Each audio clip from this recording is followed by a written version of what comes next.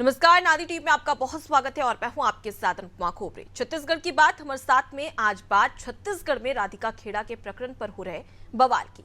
कांग्रेस ने एकजुटता दिखाई नहीं दे रही है। राजनांदगांव में लोकसभा चुनाव लड़ रहे पूर्व मुख्यमंत्री भूपेश बघेल का विरोध हुआ।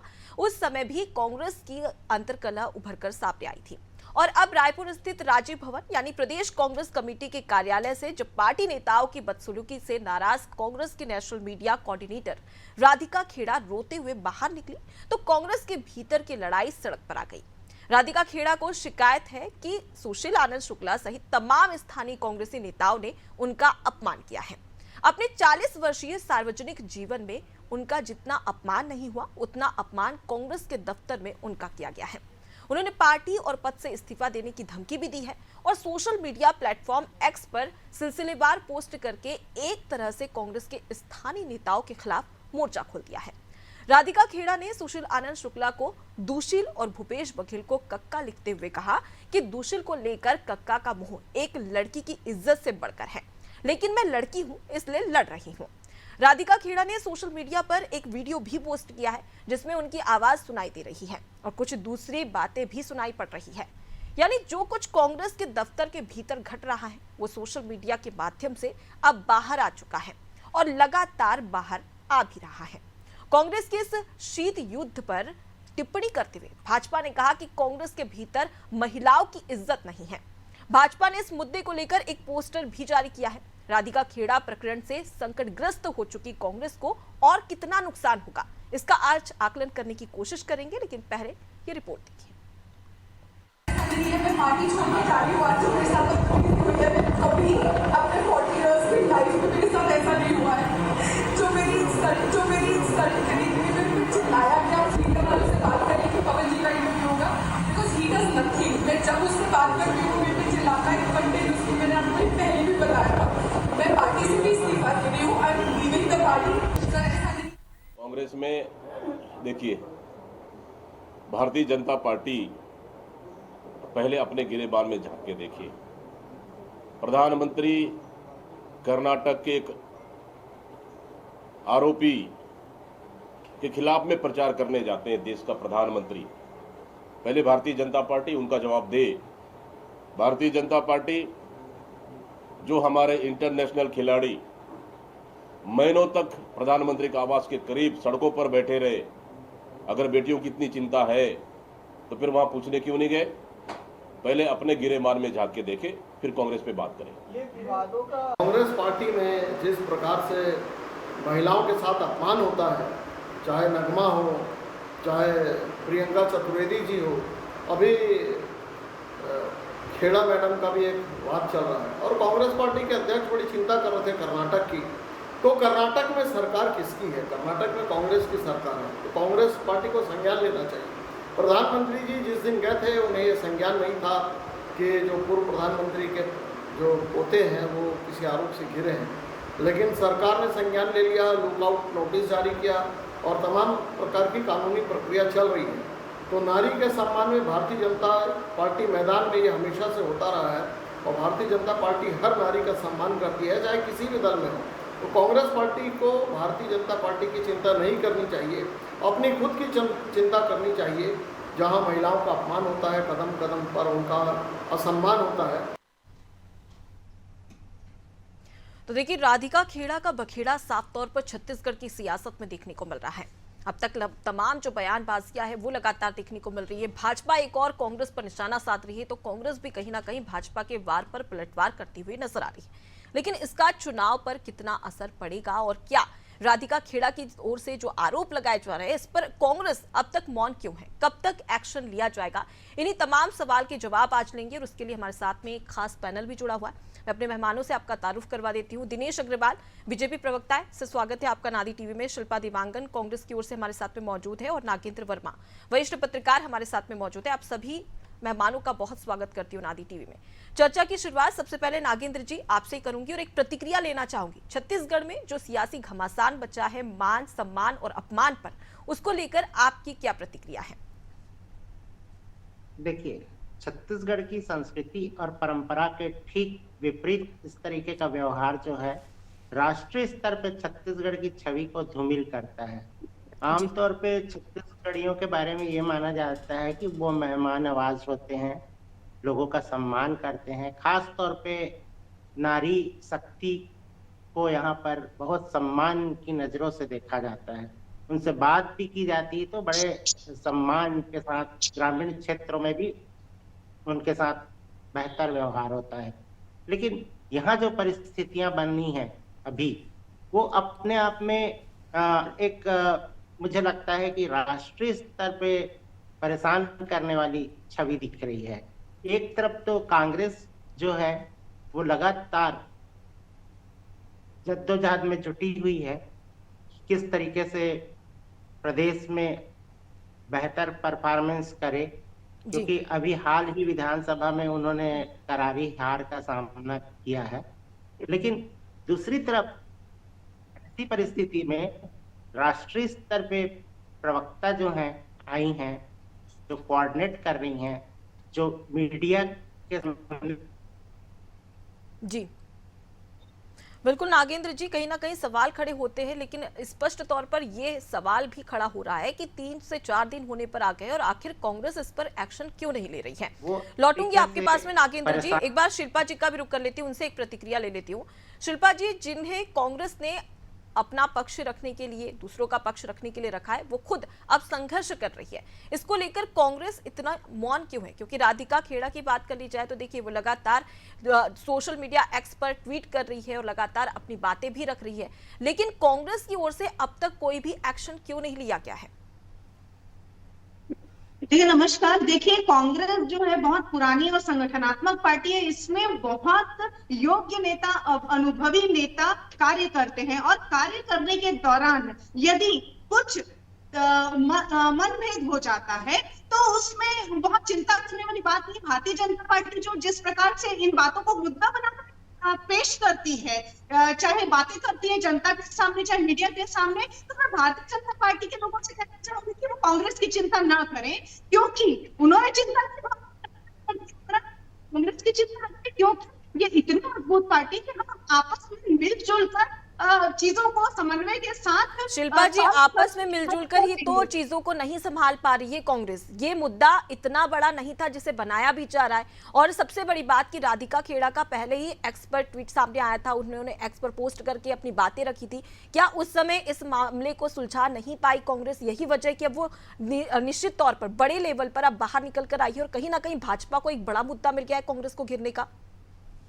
मैं वही तो कह रही हूँ कि भाजपा के पास जनता की समस्याओं के बारे में बात करने के लिए मुद्दा नहीं रहता है। वो इसलिए जनता को असल मुद्दों से भटकाने के लिए कांग्रेस छोटी छोटी चीजों को बड़ा बनाकर पेश करने का प्रयास करते हैं। और अभी उन्होंने ऐसा किया जो बहुत बड़ा मैटर नहीं था, वो थोड़ी सी जो आपसी मनभेद होती है उसको हम मिलजुल कर सॉल्व कर लेंगे समन्वय के साथ। हमारे नेता आपके इस बयान के बाद में राधिका खेड़ा भी इस पर नाराजगी जाहिर कर सकती है, क्योंकि वो लगातार शिकायतें कर रही है कि कोई एक्शन नहीं लिया जा रहा है। यहाँ तक कि उन्होंने ये तक कह दिया है कि वो पार्टी छोड़ भी देगी।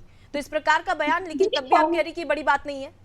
कांग्रेस एक लोकतांत्रिक पार्टी, लोकतांत्रिक बेस पर काम करती है, जिसे अभिव्यक्ति की आजादी होती है। हर एक व्यक्ति, हर एक नेता, हर एक प्लेटफॉर्म में कार्य करने वाले कार्यकर्ताओं को अभिव्यक्ति की आजादी होती है। यही तो कांग्रेस की खूबसूरती है कि अपनी बात को बोलने और जाहिर करने अभिव्यक्ति होती है। भारतीय जनता पार्टी जैसे तानाशाह अधिनायक पार्टी चलाते हैं, जिससे दो लोग हम हमारे पार्टी कांग्रेस हर कार्यकर्ता को, चाहे वो किसी भी विभाग में कार्य कर रहा हो, उसे बोलने की, अपने अभिव्यक्ति करने की आजादी होती है। और यही कांग्रेस की खूबसूरती है। राधिका खेड़ा जी जैसे पहले कांग्रेस की बातों को, पक्षों को मजबूती के साथ रखती थी, आगे भी वो वैसे ही मजबूती के साथ रखेंगी, ये मैं आपको आश्वासन देना चाहती हूँ। चलिए ठीक है, लौटूंगी आपके पास में। हमारे साथ में बीजेपी से भी दिनेश अग्रवाल जी जुड़े हुए हैं, उनसे एक प्रतिक्रिया ले लेती हूँ उस पूरे मुद्दे को लेकर। दिनेश जी, फिलहाल तो जो स्थिति कांग्रेस में देखने को मिल रही है उसका किस प्रकार से आप आकलन कर रहे हैं? और इस दौरान जिस प्रकार से बीजेपी लगातार निशाना साध रही है राधिका खेड़ा को लेकर, तो कहीं ना कहीं अब दीपक बैज जो कि प्रदेश अध्यक्ष है कांग्रेस के, उनका बयान भी सामने आया। उन्होंने साफ तौर पर कहा है कि भाजपा के पास में कोई मुद्दा नहीं है, मुद्दा विहीन है, इसलिए कांग्रेस को घेरने की कोशिश यहाँ पर की जा रही है। सर्वप्रथम आपको और आपके दर्शकों को मेरा नमस्कार। मैं शिल्पा बहन की बातों को सुन रहा था और बहुत विनम्रता से मैं अपनी बहन के ऊपर बड़ा, क्या बोलूं, मेरे पास शब्द नहीं है। एक नारी हो के नारी के सम्मान की बात करना चाहिए तो वो नारी के अपमान की बात कर रही है। अगर मेरी बहन राधिका खेड़ा अगर उनकी पार्टी की कार्यकर्ता थी, अरे कम से कम सम्मान नहीं दे पाए तो उनका दुरुपकार नहीं करना चाहिए। और एक महिला हो के डिबेट में बैठ के मेरी राधिका बहन का विरोध कर रही है, मुझे शर्म आता है। पार्टी में इतना मत गिरो बहन, एक नारी का सम्मान करना सीख लो। आपने नारी का सम्मान कभी नहीं किया, ये देश जानता है, ये नारी समुदाय जानता है।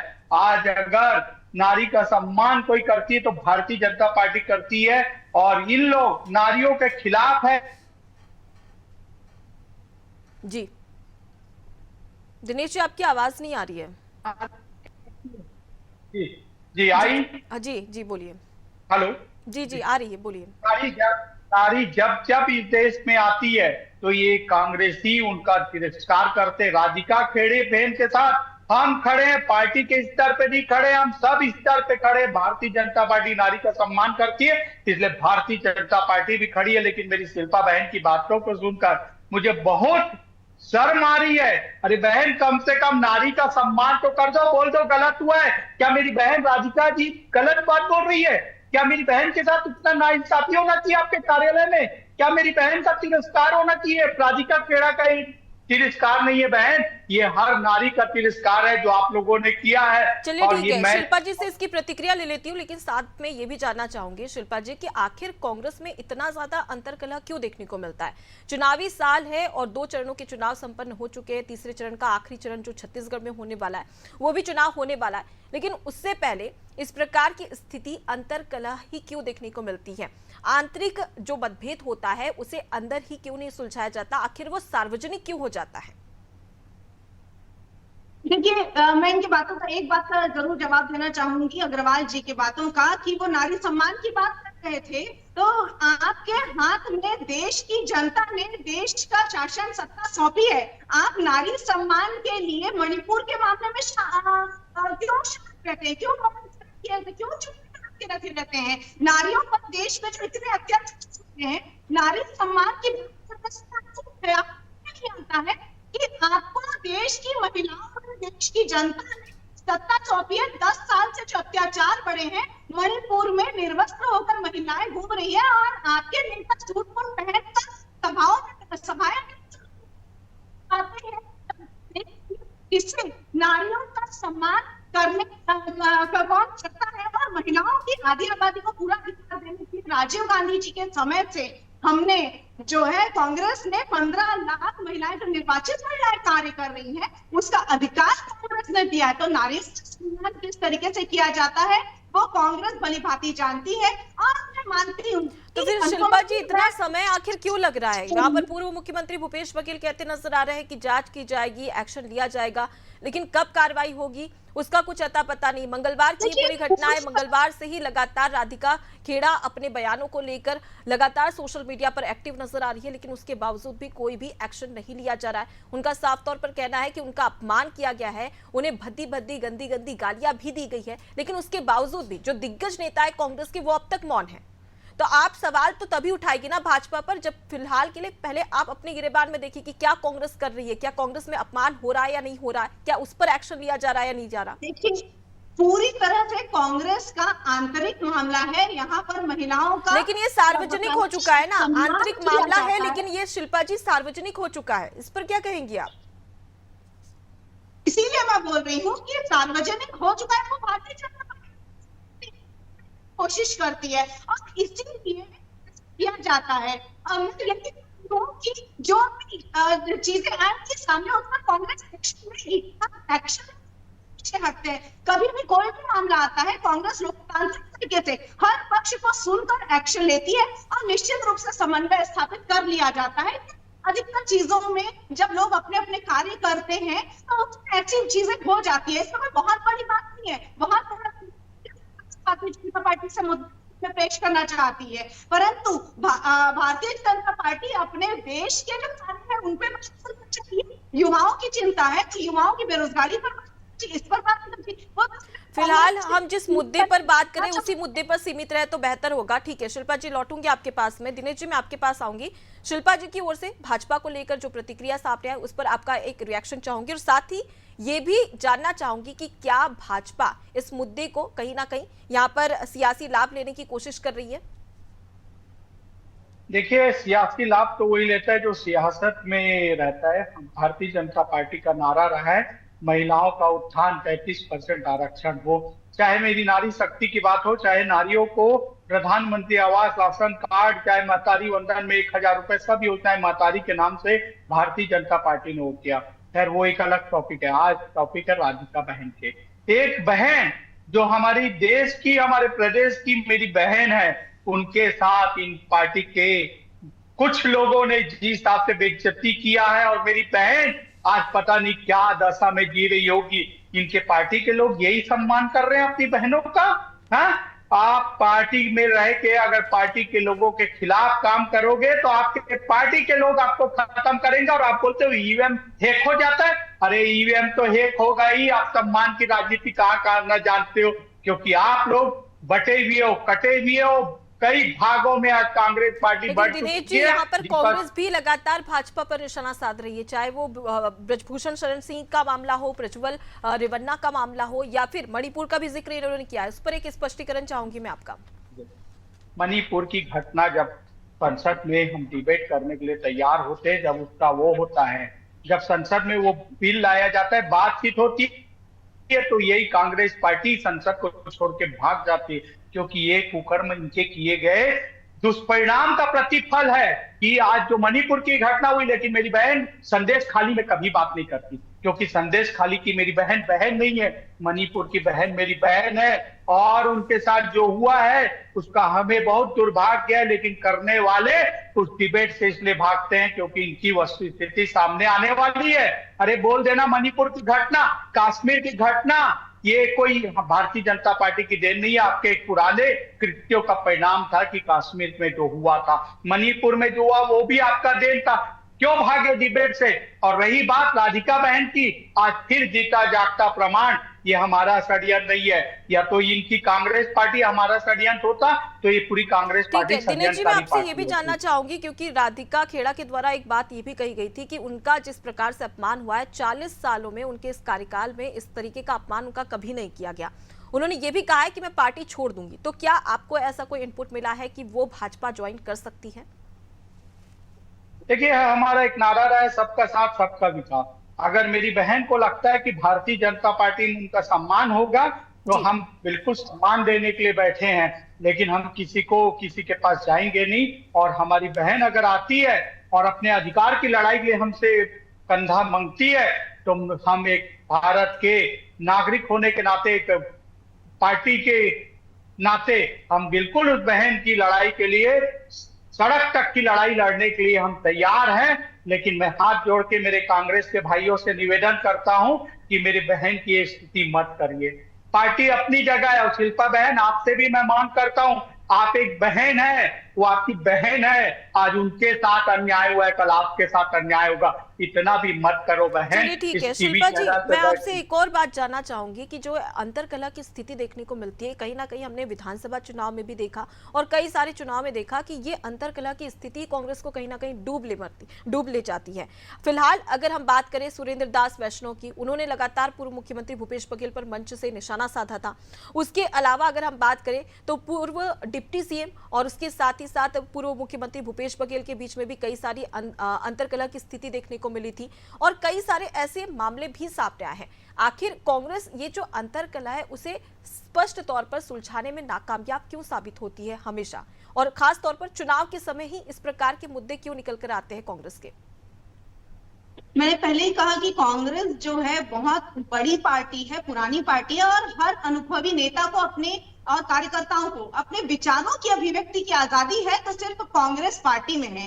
किसी प्रकार का दबाव नहीं है, अपने विचारों को आराम से अच्छे से हर मंच में बोल सकते हैं। और यही चीजें होती है जिसे भारतीय जनता पार्टी मुद्दा बनाती है। सिर्फ विचार, अपने जो अभिव्यक्ति है उसी को सामने ला करके हर कार्यकर्ता बताने की कोशिश करता है कि उसके साथ जो भी उसके कार्य है उसको बताने की कोशिश करता है, उसके विचारों को बताने की कोशिश करता है। बुरा ही नहीं है मेरे हिसाब से। तो राधिका खेड़ा जी के मामले में, बाकी कार्यकर्ताओं के मामले में जैसे आप कह रही हैं, उसमें भी विचारों की अभिव्यक्ति ही जाहिर हुई है। इसमें कोई बहुत बुरी बात नहीं है और सम्मान करते हैं विचारों का आगमन को, सम्मान करते हैं। विचारों की अभिव्यक्ति होनी चाहिए, दबना नहीं चाहिए विचार। अलग अलग विचारधारा जो है, अलग अलग विचारों के लोग एक विचारधारा से जब जुड़े होते हैं, कांग्रेस की विचारधारा चलने वाले लोग यदि अपनी अभिव्यक्ति करते हैं तो मुझे नहीं लगता कि उसमें कोई बहुत बुरी बात है।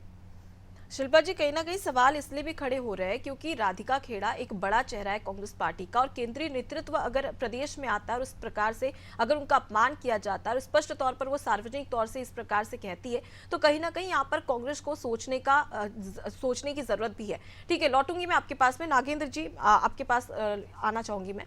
छत्तीसगढ़ में सबसे ज्यादा महिला वोटर्स है और जिस प्रकार की स्थिति फिलहाल में देखने को मिल रही है, राधिका खेड़ा लगातार कांग्रेस पर निशाना साधते हुए भी नजर आ रही है। और सबसे बड़ी बात कि अब तक यहां पर कांग्रेस का कोई भी एक्शन यहां पर सामने नहीं आया। जांच की बात कही जा रही, कार्रवाई की बात कही जा रही है, लेकिन 4 दिन होने पर आ गए, अब तक कोई भी एक्शन नहीं लिया गया है। ऐसे में इसका चुनाव पर कितना प्रभाव पड़ता हुआ नजर आ रहा है? जाहिर है इसका बिल्कुल नकारात्मक ही असर होगा। कांग्रेस एक तो चूक पे चूक की जा रही है और ऊपर से उस पे भी विलंब निर्णय लेने में। 7 सीटों का चुनाव बाकी है तीसरे फेज का, और उस पे अगर इस तरीके से निर्णय लेने में विलंब हो रहा है, सबसे बड़ी चीज है कि राष्ट्रीय स्तर पे बड़ी हद हुई है इस पूरी घटनाक्रम से। राष्ट्रीय प्रवक्ता का यहाँ आगमन एक तरीके से हम कह सकते हैं कि उन्होंने मीडिया कोऑर्डिनेशन के लिए यहाँ पे अपनी बात कही थी। तो जो दिग्गज नेता राष्ट्रीय स्तर के आ रहे हैं, उनके साथ पत्रकार कैसे इंटरेक्ट करेंगे, क्या योजनाएं हैं कांग्रेस की, उस पर चर्चा होगी, आम जनता तक के वो सारी चीजें पहुंचती। लेकिन ये पूरे का पूरा बखेड़ा जो खड़ा हुआ है, वो एक तरीके से कांग्रेस के अंतरकला को उजागर करने के साथ साथ उनके वोटर्स को भी प्रभावित कर रहा है।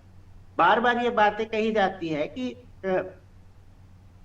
किसी भी महिला का अपमान नहीं होना चाहिए, लेकिन इस पे लगातार जो बातें हो रही है और उस पे भी पार्टी की तरफ से लगातार जो दलील दी जा रही है कि इसका फायदा विपक्ष उठा रहा है, प्रतिपक्ष के लोग इसको मुद्दा बना रहे हैं, ये तो कोई स्वीकार करने वाली बात ही नहीं है, क्योंकि ये आम जनमानस में इन सब चीजों को लेके लोग निर्णय करते हैं। और बिल्कुल ये विचार आपसी करते हैं। अंतरकलह है, तो इसे आपस में ही सुलझाने की जरूरत है। लेकिन ये अब ये सार्वजनिक हो गया है तो कहीं ना कहीं भाजपा को भी एक बड़ा मुद्दा मिल गया है, जो कांग्रेस अक्सर अपने बयानों के जरिए, अंतरकलह के जरिए देते रहती है। फिलहाल के लिए आप सभी मेहमानों का बहुत शुक्रिया हमसे बातचीत करने के लिए, उस डिबेट में हमारे साथ में शामिल होने के लिए।